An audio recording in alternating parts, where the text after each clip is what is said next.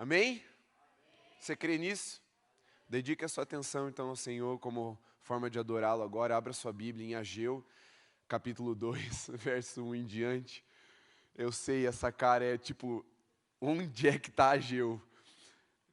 Ageu, se você abrir no último livro do Antigo Testamento e voltar 2 ou 3 livros, você vai encontrar. Só tem 2 capítulos, é bem pequenininho, é difícil de achar, fica tranquilo, eu vou dar um tempinho para você. Enquanto eu faço a introdução, você vai procurando. Você que está em casa, você tem o Google, você faz isso com um pouco mais de facilidade. Mas o profeta Ageu, um profeta menor, o profeta mais menor de todos, eu acho. Eu acho que é o menor, não tenho certeza se é o que menos tem versículos, mas ele é muito pequenininho. Mas ele fala acerca de um texto, ou melhor, acerca de um tempo e de um acontecimento que está relatado lá nos outros livros escritos de Esdras e Neemias. Só que aqui ele traz a voz do Senhor. Esdras e Neemias trazem mais o relato do acontecimento, uma ênfase maior na história. Aqui a voz de Deus era o profeta Ageu nesse tempo. E para te introduzir a mensagem de hoje, eu preciso te recolocar na série Profetas do século 21. Estamos nela ainda, vamos nela até o dia 9 de dezembro. E hoje, o título da mensagem é Quando a profecia se cumpre, ou o que fazer quando a profecia se cumpre. Mas eu quero falar mais do que o que fazer, então o título ficou só Quando a profecia se cumpre. Tá bom? Beleza, Vanessa? Aceitável para você? Se a Vanessa autorizou, esse é o título da mensagem de hoje. Glória a Deus. Então, vamos lá. Vamos contextualizar você, enquanto você ainda está procurando o profeta Ageu. Não desiste, tenta prestar atenção aqui, por isso que eu pedi o máximo da sua atenção. Enquanto você procura, alguém ainda não achou? Fala misericórdia. Misericórdia, a irmã aqui na frente não achou. Beleza, Ageu, tá lá. Abre no último livro e volta um pouquinho. Você vai encontrar, tá bom? Vamos lá. Profeta Ageu. Profeta Ageu, ele foi levantado por Deus para ser a sua voz no tempo de retorno do exílio. Vamos te localizar na história para você entender o que raios é exílio. Muito bem. No Gênesis, eu gosto de voltar lá no Gênesis, eu sei, mas fica tranquilo que eu vou rápido. No Gênesis, Deus estabelecia aliança com alguns homens e ele se manifestava ou ele escolhia lugares, pontos geográficos e construções feitas por mãos humanas para manifestar a sua glória sobrenatural, um ambiente onde Deus repousa a sua presença de forma manifesta. O primeiro lugar que Deus estabeleceu para repousar a sua glória, a sua presença, eram tendas, tendas feitas por mãos humanas. O segundo lugar é o tabernáculo, aquele que foi feito ali já no deserto pela instrução de Moisés para o povo. Então, antes da instrução, antes da lei, vinha aquela herança de estabelecer uma tenda para Deus habitar. Então, no meio do arraial, do acampamento do povo de Deus, havia bem no centro uma tenda, a tenda chamada Tenda do Encontro. E ela já vinha de antes da lei. Só que na lei, quando Deus fala com Moisés, ele começa a descrever: agora eu quero que vocês façam um outro negócio. Esse outro negócio tem um nome um pouco mais estranho, mais complexo do que tenda. Esse negócio vai chamar tabernáculo. Tabernáculo vem de um verbo, tabernacular, que é você fazer morada, fazer habitação em um lugar. Então, Deus decide tabernacular entre os homens, no meio do seu povo. E ele estabelece ali os detalhes. Então, agora não é qualquer tenda. Você não vai só armar uma tenda no meio do povo. Você vai construir um lugar desse jeito, assim, assim, assado, com o pátio, o átrio e a parte do santo e a parte do santo dos santos. E aí você vai deixar das cores que eu quero, você vai construir com as peles que eu quero, do jeito que eu quero, e Deus dá todas essas instruções. Ó, o pessoal ali no canto, vocês estão roubando a atenção, o povo já orou que quer dar atenção para Jesus, não sejam vocês a roubar essa atenção. Calma aí, fala mais baixo. Volta aqui para mim, não distrai, venha gente. Então Deus estabelece esse lugar de habitação, tabernáculo. E depois, já quando o povo entra na terra prometida, quando Deus unge Davi através do profeta Samuel, ele dá uma instrução: construa um templo. E Davi, cheio de vontade, sem discernir o tempo certo de fazer isso, ele começa arrecadar todos os materiais, tudo quanto é tipo de coisa necessária para construir o templo que Deus pediu.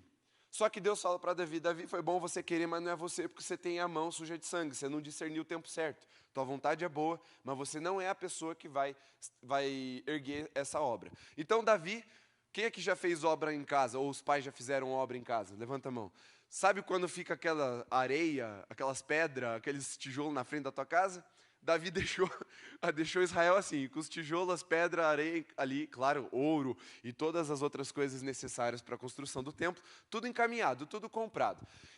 Davi morre, quem ascende ao trono é o seu filho Salomão, e aí Salomão, entendendo, discernindo a voz de Deus, ele que foi um rei de paz, ele não entrou em grandes conflitos, em nenhuma guerra, ele vai lá e edifica o templo, o que nós chamamos de Templo de Salomão. Um lugar suntuoso, glorioso, cheio de ouro, cheio de riquezas, e o tesouro do Senhor estava guardado ali no templo. E se você ler lá no segundo livro de Crônicas, você vai ver que a glória do Senhor inunda o templo, e é uma festa de dias e dias, de sacrifícios sendo feitos ao Senhor, um culto que dura muito tempo, se eu não me engano é uma semana, e é muita festa, é muita música, e a glória do Senhor entrou e encheu aquele templo, mostrando assim: eu aprovo o que vocês estão fazendo, e eu vou habitar no meio de vocês. Passa um tempo, o povo começa a pecar, o povo ele se entrega aos ídolos, aos falsos deuses, e a glória do Senhor vai deixando aquele lugar, até que vem o juízo sobre o povo de Deus, e eles são levados cativos para o exílio. O norte é assolado por um império chamado Assírio, o sul, que é onde estava o templo, na cidade de Jerusalém, na tribo de Judá, é capturado pelo império babilônico, e eles vão lá.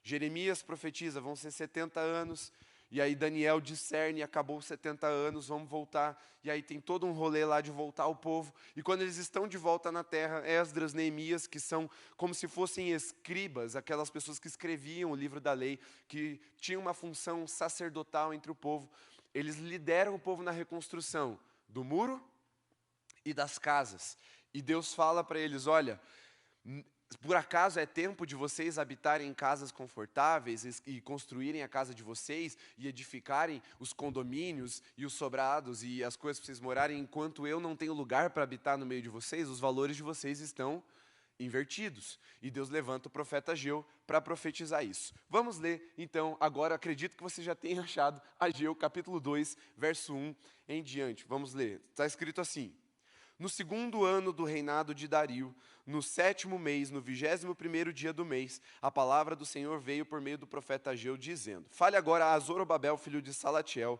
governador de Judá, e a Josué, filho de Josadaque, o sumo sacerdote, e ao remanescente do povo, dizendo: quem de vocês que tenha sobrevivido contemplou este templo na sua primeira glória? E como vocês o veem agora? Por acaso não é como nada aos olhos de vocês? Mas agora o Senhor diz: seja forte, Zorobabel, seja forte, Josué, filho de Josadaque, o sumo sacerdote. E vocês, todo o povo da terra, sejam fortes, diz o Senhor, e trabalhem, porque eu estou com vocês, diz o Senhor dos Exércitos. Segundo a aliança que fiz com vocês, quando saíram do Egito, o meu espírito habita no meio de vocês, não tenham medo. Pois assim diz o Senhor dos Exércitos: daqui a pouco, mais uma vez, eu farei tremer o céu, a terra, o mar e a terra seca.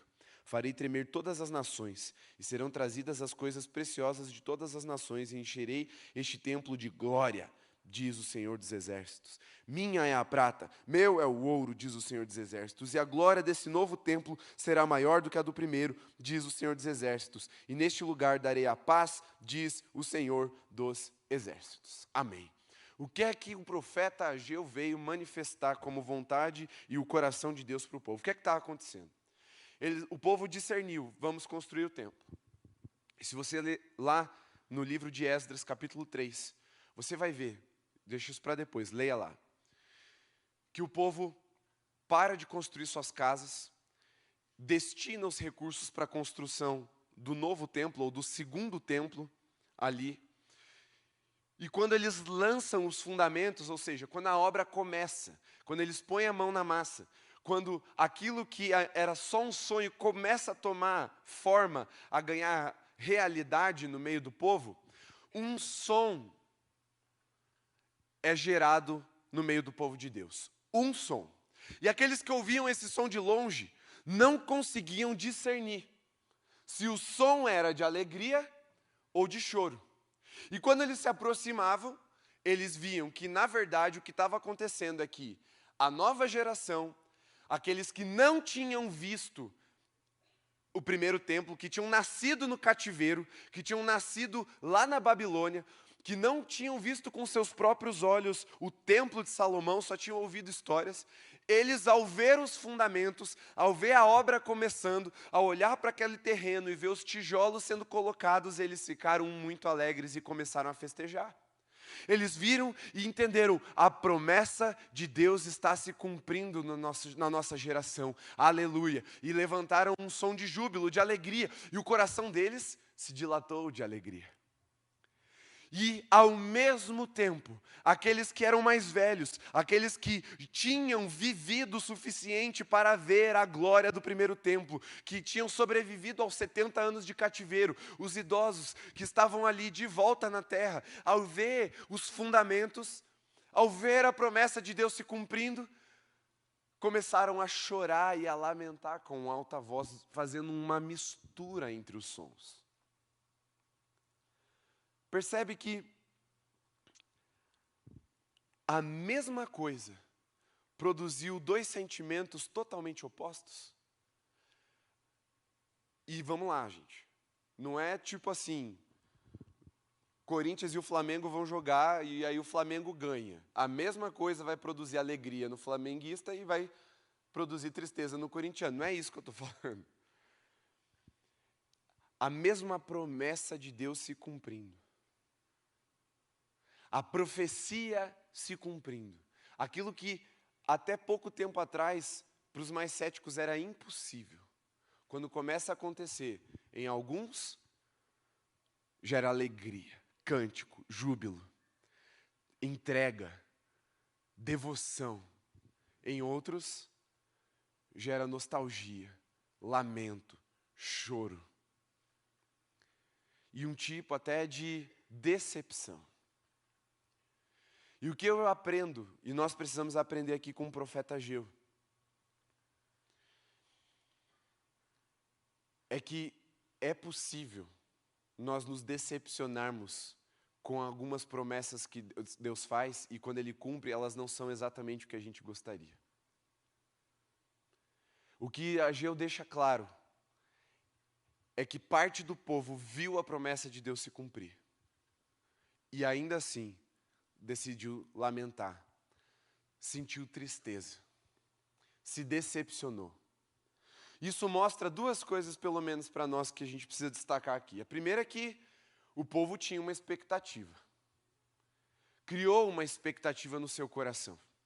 E isso é bom, isso é legítimo. Eu acredito até que isso é importante, porque se eles não tivessem tido fé, não haveria neles expectativa. Poxa, eles foram arrancados da sua terra, foram levados cativos, eles viram se passar 70 anos. 70 anos em expectativa da promessa de Deus que duraria esse tempo e depois as coisas voltariam para o lugar e Deus mandaria o povo reconstruir o templo. Mas eles olham para a realidade, eles veem a coisa começando a se cumprir e falam, meu Deus do céu, na minha época era melhor. No meu tempo era melhor. Antigamente era melhor. Não, porque o outro avivamento era melhor. Não, porque lá no país de Gales, lá nos Morávios. Não, porque nos anos 2000. E eles olham para o avivamento do agora, para a promessa de Deus se cumprindo, para a profecia se cumprindo e começam a lamentar. E o mesmo povo misturado ali faz um som misturado. Agora deixa eu perguntar uma coisa para vocês.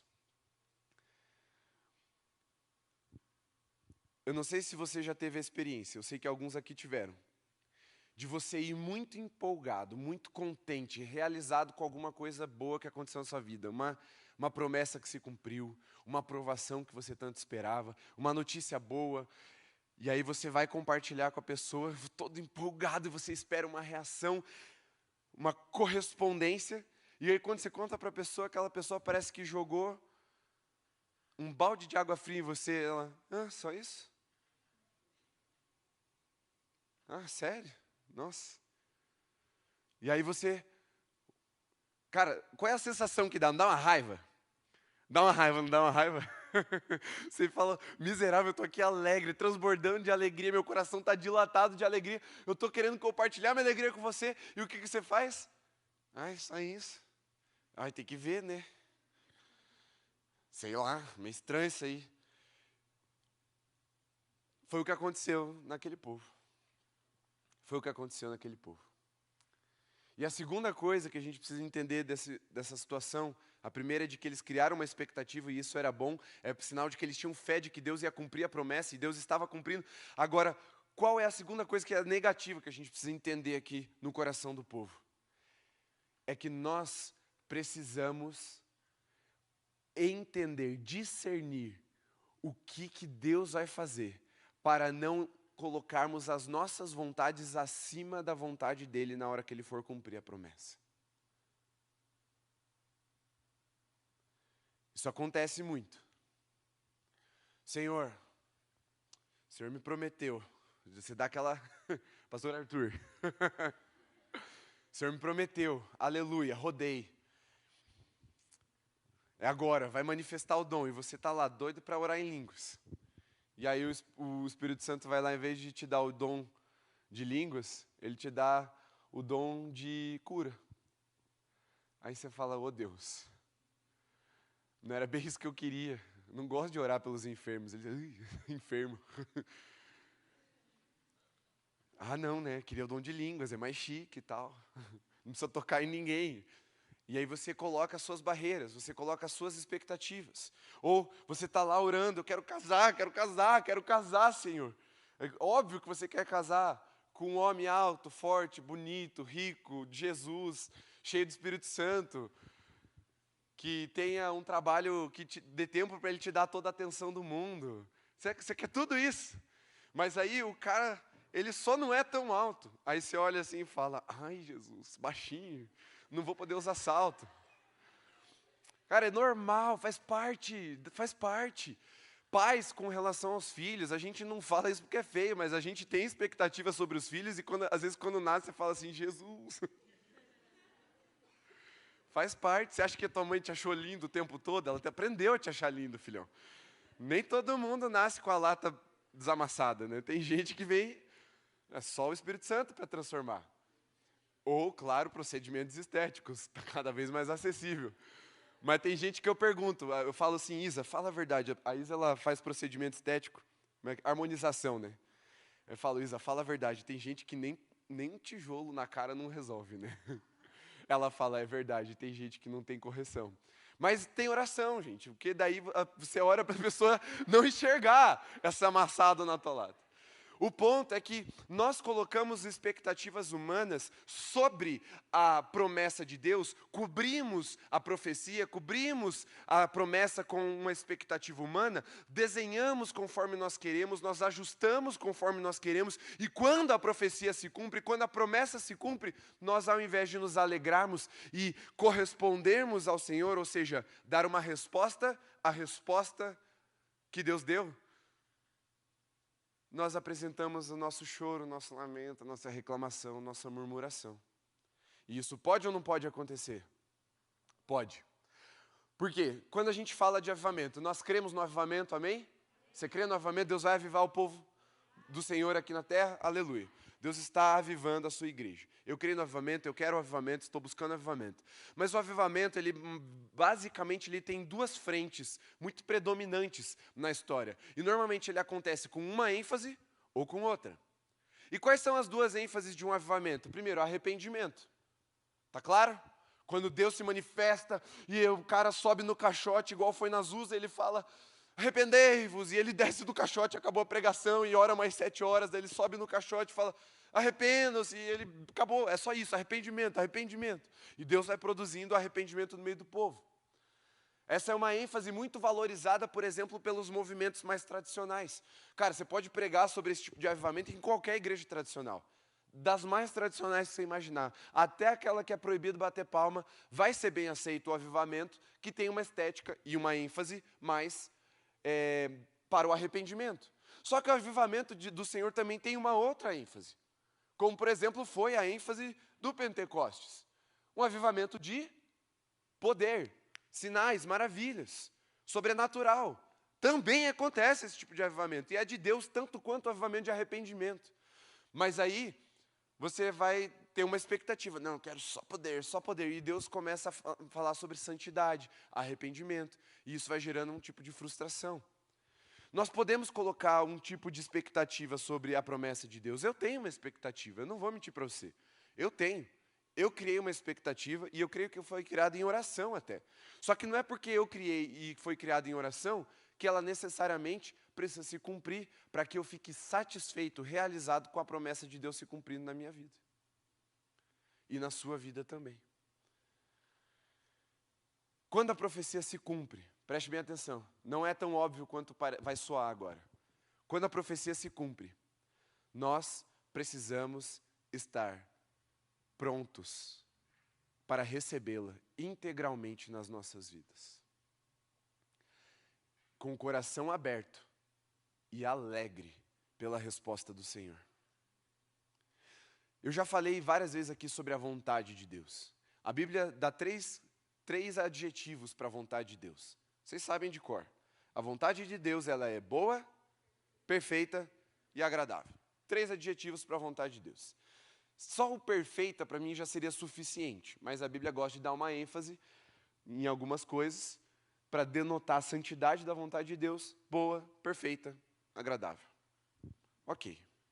Se a vontade de Deus ela é perfeita, ela não precisa de ajuste. Se ela não precisa de ajuste, cara, não tem nada do que eu e você possamos sugerir para Deus que seja melhor do que aquilo que Ele queira fazer.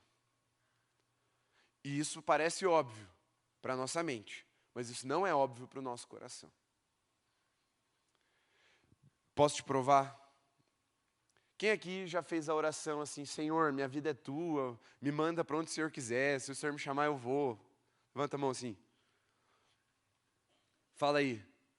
Você não ficou com medo de Deus te mandar para algum lugar que você achou que não ia gostar? Eu tenho os meus lugares. Gente, eu não estou falando como quem está livre disso, não. Eu falo para os meus amigos, eu falo, mano, se Deus me mandar para tal lugar, Ele vai precisar me converter mais umas 2 vezes antes de eu conseguir obedecer. Porque tem lugar que eu não quero ir. Mas e se Deus me mandar ir? Eu não professo uma fé que diz que a vontade de Deus é boa, perfeita e agradável, que a profecia dele ela é integral e ela é perfeita para a minha vida. Então eu preciso estar com o coração aberto, inclusive para lançar fora as minhas expectativas. Ter expectativa é bom, é um sinal, ou pode ser um sinal de fé. Mas a sua expectativa, preste bastante atenção, a sua expectativa não pode se tornar um ídolo. No seu tempo, do seu jeito e no seu gosto, essas coisas vão ter que cair, para que a profecia se cumpra integralmente nas nossas vidas. O nosso jeito vai ter que cair. Ai, mas Deus, eu queria tanto um carro rebaixado com aerofólio. Irmão, a hora que Deus te der um carro de mãe, você vai amar. Sério. E aí você precisa aprender a amar a profecia na sua integralidade, porque foi o que Deus não encontrou numa parte do povo. E havia esses 2 sons produzindo um barulho misturado. Mas olha que graça, que maravilha é o coração do nosso Deus. O que Ele faz quando Ele encontra no meio do povo? O que Ele faz? Ele diz assim, fica tranquilo, filhão. Porque daqui a pouco, eu vou fazer tremer a terra mais uma vez. Meu é o ouro, meu é a prata, minha é a prata. As riquezas são minhas. Eu vou fazer as nações da terra levarem até vocês as riquezas para colocarem no templo. E a minha glória vai se manifestar mais uma vez. E a glória da segunda casa será maior do que a da primeira. O segundo templo não ficou tão bonito quanto o primeiro. Não ficou. Mas a presença de Deus foi maior sobre aquele lugar. E aqui eu quero que vocês entendam. Profeticamente, o momento histórico que nós estamos vivendo como geração mais nova da Igreja de Jesus. Eu vou abrir meu coração com vocês aqui. Eu ouço o tempo todo. Eu leio quase toda semana algum material ou alguma pessoa falando, escrevendo, que essa geração, nós, eu e você, somos a pior geração da história. E eles têm uma certa razão. Existem alguns indicadores que apontam para isso. Alguns indicadores como, por exemplo, falaram que essa é a primeira geração que tem menos QI que a geração dos seus pais. Primeira vez na história, desde que eles medem, que isso acontece. Essa é a geração com maior número de patologias emocionais. Também é verdade. Essa é a geração que mais demora para se emancipar. É verdade. Essa é a geração que menos tem filhos. Também é verdade. A não ser, claro, que você tenha crescido no Xaxim igual eu, daí você olhava para as meninas da tua sala e fala, meu Deus, não, aqui não. A Jéssica tá rindo, é verdade, né, Jéssica? A gente cresceu no Xaxim. Mas com exceção do Xaxim, essa é a geração que menos tem filhos. Isso é um problema grave para a economia e para o sistema previdenciário de qualquer geração, qualquer país. Então, assim, existem vários indícios, vários indicadores que apontam para isso. Essa é a geração com menos capacidade de atenção. Você sabia que é um milagre você conseguir me ouvir meia hora? E olha que eu prego 1 hora normalmente. É um milagre. Não, verdade mesmo, estou falando sério. É sobrenatural você conseguir prestar atenção 1 hora. A maioria das igrejas ao redor do Brasil estão limitando as pregações entre 20 e 30 minutos. De domingo é 30, de sábado é 20. Porque é o máximo que a geração consegue prestar de atenção. Mas eu vejo um milagre aqui todo sábado. Quando depois de meia hora que eu estou pregando, vocês ainda estão prestando atenção em mim. E às vezes passa de 1 hora e vocês ainda estão prestando atenção. É um milagre, é sobrenatural, é uma ação de Deus. E sabe por quê? Que quando eu olho para esses fundamentos, essa geração que está surgindo, eu decidi me alegrar, festejar, celebrar, dilatar o meu coração de alegria. É porque quando Jesus me chamou para pastorear vocês, Ele disse para mim que a glória dessa geração seria maior do que a da geração anterior. As pessoas vão continuar olhando, e algumas vão olhar e vão dizer assim, só meninice, isso aí é fanfarronice, é palhaçada. É só fogo de palha. Eu ouvia isso, Dani, sabia? Você está com 18, né? 19. Não, antes. Quem aqui tem 16? Levanta a mão. Você tem 16 há uns 20 anos, Igor. A Maria ali. Quando eu tinha a sua idade, Maria, 16 anos, eu já estava vivendo uma busca, uma entrega por Jesus. E as pessoas olhavam para mim no culto e falavam assim, quando crescer, passa. Não passou, né? Porque eu era um adolescente que, cara, podia estar tocando assim, eu quero me esvaziar de mim. Eu estava aqui na frente pulando de alegria, cara. Eu me entregava. E as pessoas olhavam e falavam, isso aí vai passar. Eu estava jejuando, orando, buscando. Isso aí já é da idade. Eu ouvia isso. E vocês vão ouvir e devem estar ouvindo isso também. Pessoas tentando jogar um balde de água fria. Apagar a chama. Isso é normal, gente. Às vezes com comentários ofensivos, coisas que machucam. Mas a promessa do Senhor é que a glória da segunda casa seria maior do que a da primeira. Não porque nós temos evidências humanas e algo lógico para apresentar para os nossos críticos e para os nossos difamadores. Ou até para os profetas céticos, que são os sociólogos e os filósofos que falam da nossa geração. Não é porque a gente tem ouro para apresentar, riquezas, beleza, inteligência, nada disso, ainda que tenhamos um dia, e vamos ter. Vocês vão ver Deus se manifestando com muita graça, com muito poder na vida de vocês. Mas é porque eu creio no que Deus falou. E eu creio que Ele escolheu essa geração especificamente por causa daquilo que nós não temos. Para que, como está escrito através do apóstolo Paulo, para que o poder de Deus se aperfeiçoe na nossa fraqueza. É por isso que a glória vai ser maior. Ela é inversamente proporcional à nossa capacidade de fazer acontecer. Mas qual é a nossa postura agora que as coisas começaram a acontecer? O que eu tenho que fazer diante do cumprimento da profecia?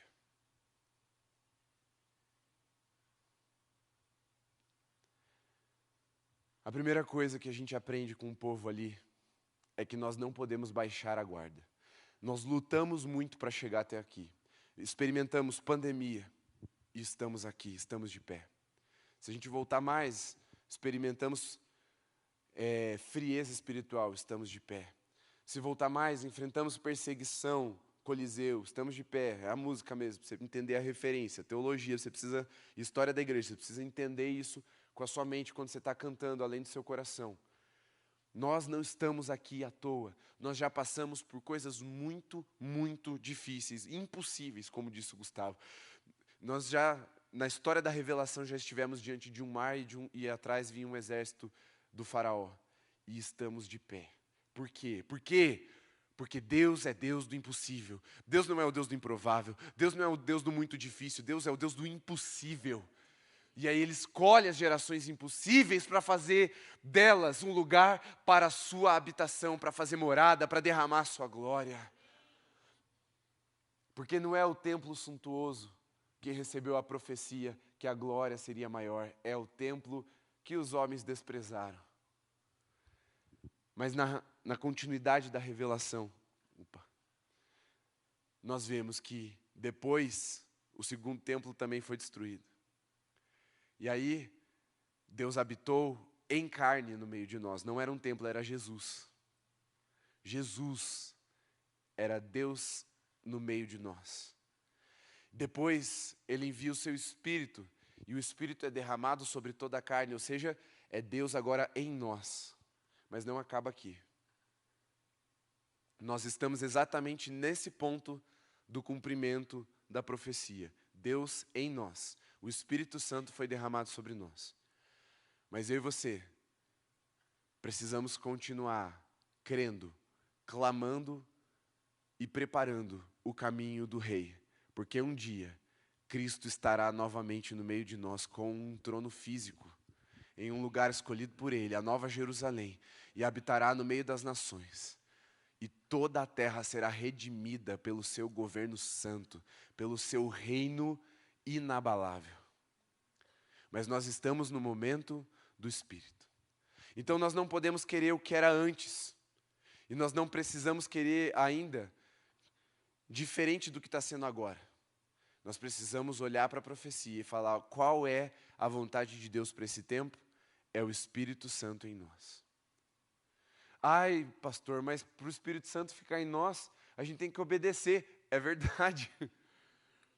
Sabe qual é o preço de ouvir a voz de Deus e continuar ouvindo a voz de Deus? É a obediência. Jesus ele fala isso no Sermão do Monte, que ele não vai lançar pérolas aos porcos. Em outras palavras, ele não vai ficar desperdiçando. Quando o Espírito Santo falar com você, irmão, obedeça. Porque se você falar assim, vou fingir que não escutei, para ele falar outra coisa melhor, porque daí eu... Irmão, ele não vai falar de novo. Se ele falar, ele vai repetir. E quanto mais ele repetir, mais juízo sobre a sua cabeça. Por isso, se você quer continuar ouvindo a voz do Espírito Santo, você quer dar continuidade àquilo que ele começou a fazer, você quer que aquilo que é um fundamento hoje na sua vida se torne um lugar para a habitação da glória de Deus, dedique-se em obediência ao Senhor. Obedeça tudo que o Espírito Santo te mandar. Se isso custar a tua reputação, pague o preço. Se isso custar amigos, pague o preço. Se isso te custar ter que sair de onde você gosta, pague o preço. Porque vale a pena ser fiel até o fim. Agora, vamos falar o que aconteceu sábado passado. Quem estava no retiro, levanta a mão. Cara,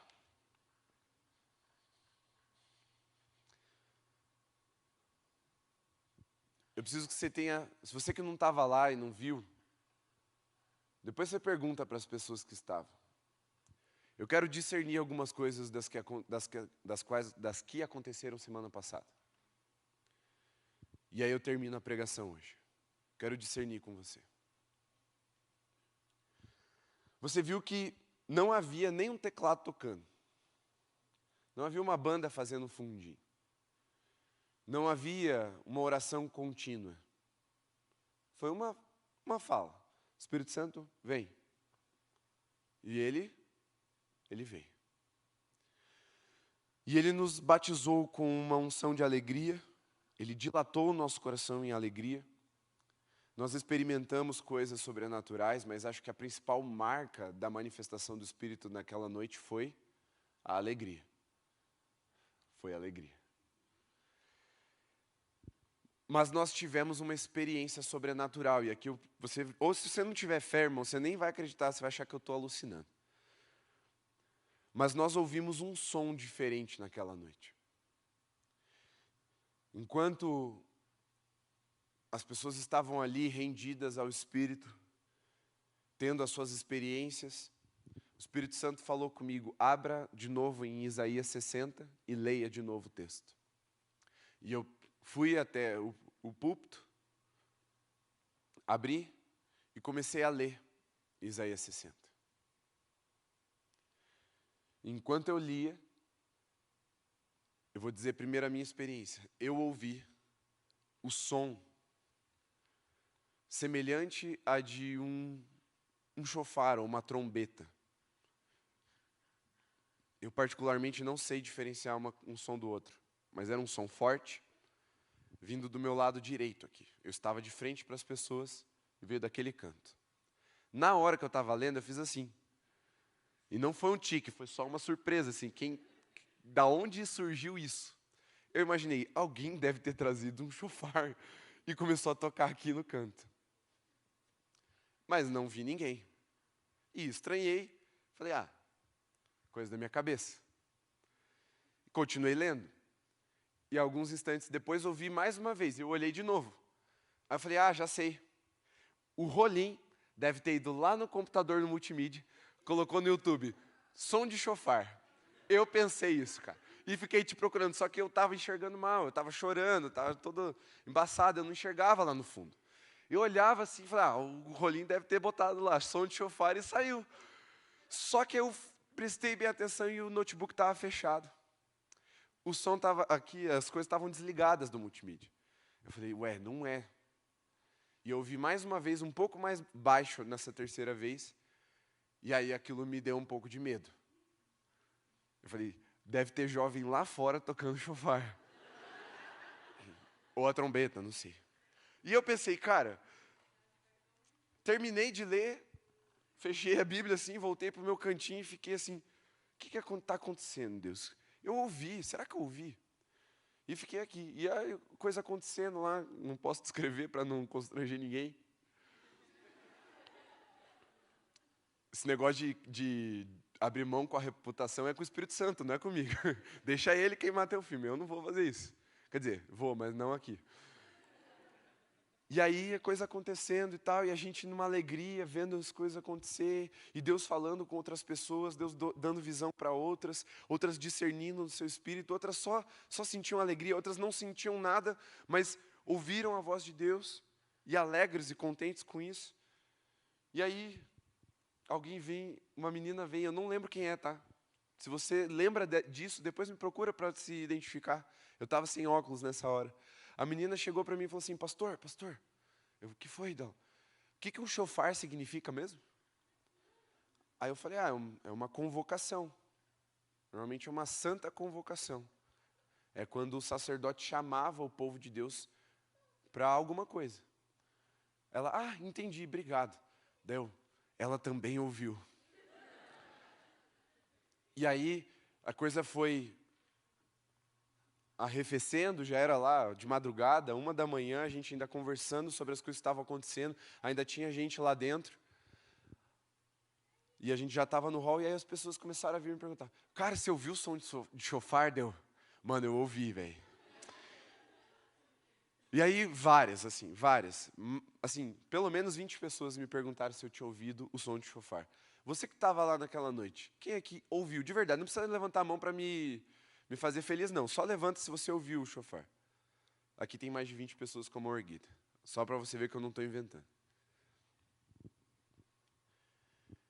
Aí perguntei, óbvio, para o pastor Arthur, ele também disse que ouviu. E aí eu falei, tá, Deus, o que está acontecendo? O que é que está acontecendo no nosso meio? Ele não tocou só uma vez, ele tocou 3 vezes. Foi o que eu ouvi. Eu não vou me abster de falar toda a verdade para vocês. Eu ouvi 3 vezes. Se eu sou maluco, eu não sou maluco uma vez só, sou 3 vezes. Mas eu sei o que eu ouvi. E eu perguntei, Senhor, essa semana, eu perguntei, Senhor, o que está acontecendo? O que aconteceu no mundo espiritual que eu não vi, que eu não entendi? E Deus me disse, foi o dia 1. O novo tempo que vocês estavam pedindo até agora chegou. A profecia se cumpriu. Deus pôs um ponto final em um ciclo. E nós vamos começar outro. Esse final de ano é só o preparo para o que a gente vai viver o ano que vem. Mas finalmente as nossas orações estão sendo atendidas em termos ministeriais. E é o que fazer quando a profecia se cumpre? O que os discípulos fizeram quando o Espírito veio? Eles estavam há 10 dias orando, buscando. E o Espírito veio. O que eles fizeram quando o Espírito Santo veio sobre eles?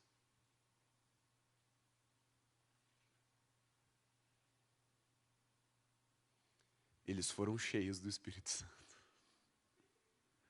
Você ficou pensando, o que eu tenho que fazer? Não. Quando o Espírito Santo veio, está escrito, Atos 2. E o Espírito encheu todos os que estavam lá, buscando. E a presença de Deus, ela foi tão verdadeira, que eu posso testemunhar em favor da nossa experiência, dizendo para vocês que nem todo mundo sentiu o Espírito Santo. Nem todo mundo orou em línguas. Nem todo mundo caiu no Espírito. Nem todo mundo teve visão. Mas até os que não sentiram nada,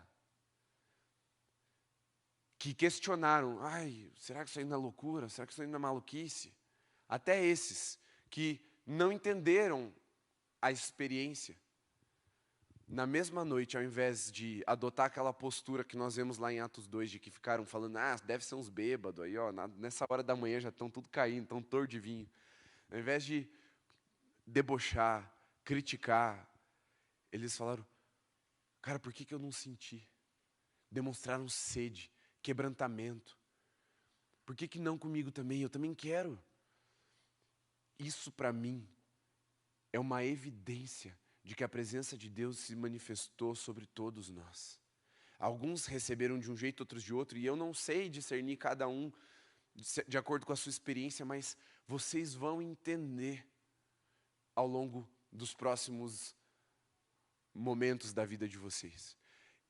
Entre a minha primeira e a segunda experiência de derramamento da glória do Espírito Santo sobre a minha vida, eu levei muito tempo para discernir.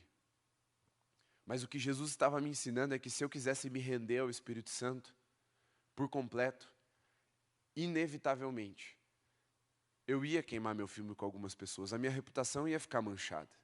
As pessoas iam dizer, é meninice, é fogo de palha, é só do momento. E eu não queria abrir mão disso. Mas na segunda vez eu já estava rendido. Eu levei 5 anos para ter a segunda experiência. A minha oração é que vocês que, por um acaso, não viveram essa segunda ou essa grande experiência, sejam mais rápidos em quebrantar o coração, se é quebrantamento. Ou se não, Deus só estava ensinando uma coisa para vocês, que Ele é soberano. Ele não é um gênio da lâmpada, Ele não vai ficar atendendo a hora que você quer. Ele é relacional. E é Ele quem é Deus e nós é quem somos os servos. Né? Somos nós é que vamos ser cheios, e não Ele. Então Ele não precisa, Ele não tem baixa autoestima. Ele não precisa ficar o tempo todo atendendo a gente. Isso mostra que é Deus, não é uma emoção. Porque Ele está mostrando que Ele não pode ser manipulado pela nossa vontade.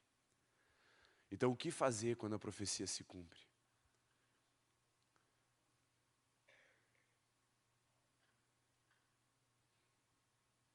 Invista no seu relacionamento com Deus.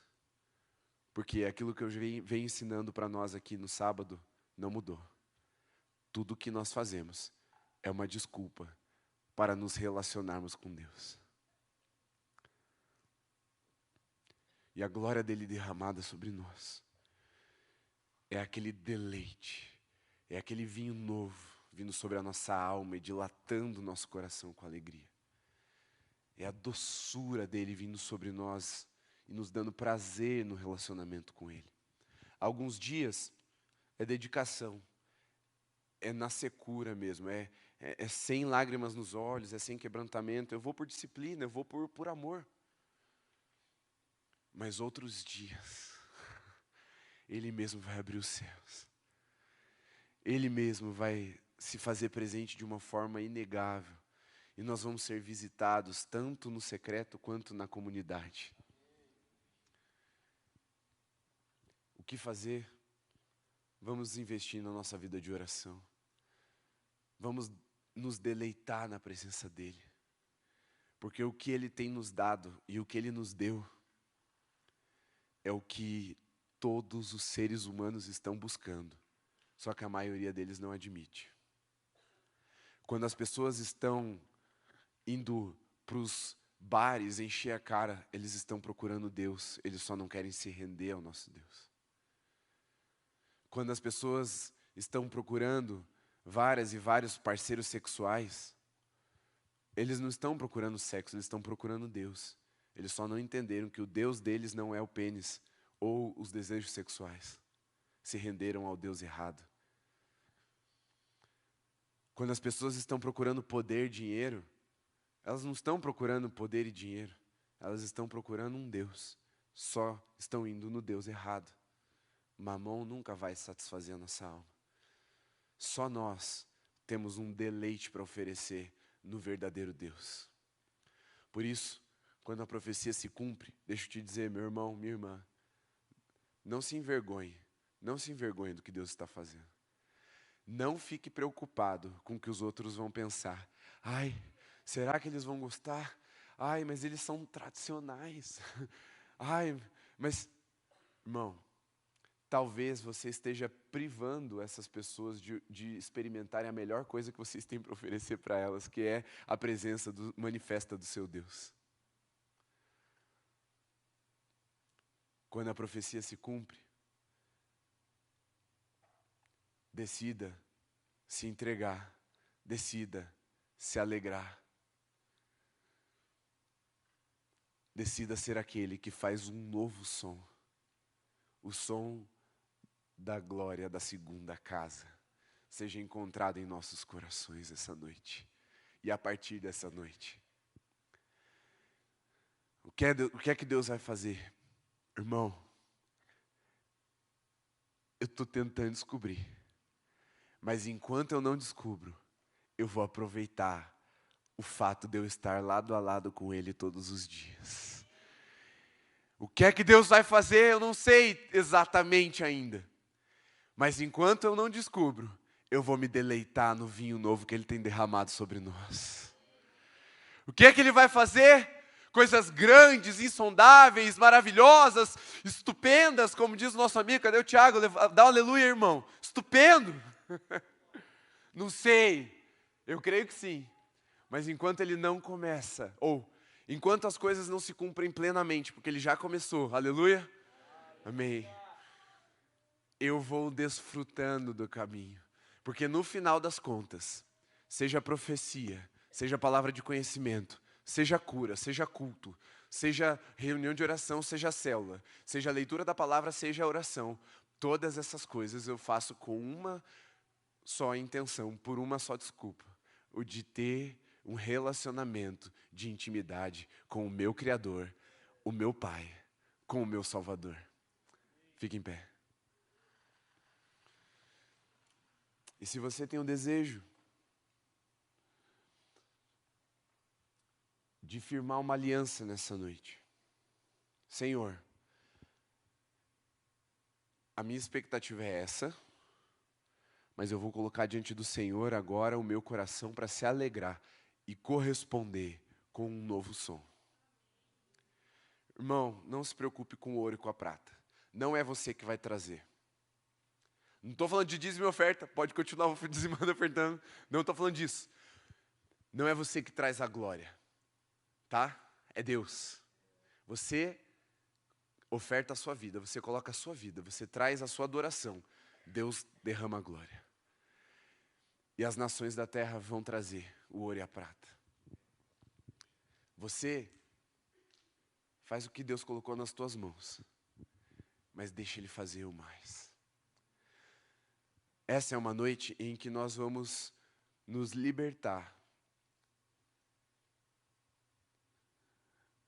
da lei da linearidade, de achar que Deus só vai se manifestar se eu fizer tudo certo, se eu for perfeito, se eu jejuar 200 horas. Não, tem que ser 41 dias para eu superar um pouquinho Jesus. Não, irmão. Tudo isso é santo, tudo isso é bom. Você pode jejuar mais, você pode orar mais, você pode ler a Bíblia mais, mas não é por isso que Deus vai se manifestar com glória. Sabe por que Ele vai se manifestar com glória? Porque Ele disse que vai fazer. A pergunta é, o que Ele vai encontrar em nós, ou no nosso meio, nesse lugar que nós estamos edificando para Ele? Esse lugar é nós, não é o templo, não é edifício, é nós. O que Ele vai encontrar é que vai determinar o quanto nós teremos dele. Porque nós temos fome de Deus. Essa é uma noite de nós libertarmos o nosso coração da busca pelos outros deuses e aprendemos a orar verdadeiramente. Nada mais satisfaz a minha alma. Se você tem o desejo de fazer essa aliança, de colocar diante dele a minha busca, eu vou orar para te buscar, Jesus. Eu vou ler a Bíblia para me deleitar. Não é para obter sabedoria para você ficar rico, ainda que você obtenha sabedoria e fique rico se você aplicar muitos dos princípios ali da palavra. Não é para ter um namorado ou casar, ainda que isso venha a acontecer. Se você quer, nessa noite, colocar diante de Jesus, eu sou daqueles que vão revelar um novo som diante da manifestação da tua glória. Deixe seu lugar, vem até aqui à frente agora. Me ajuda aqui.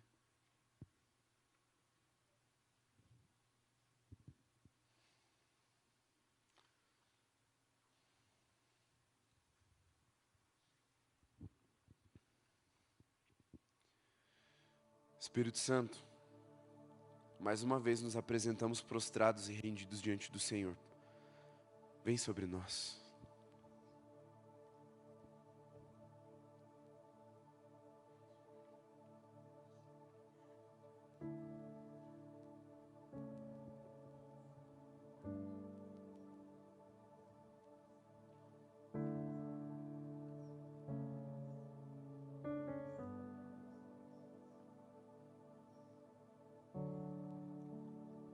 Os nossos fundamentos não são tão bonitos, Senhor.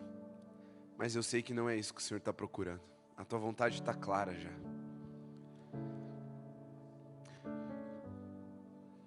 Por isso, o Espírito Santo espreme os nossos corações agora e começa a produzir orações.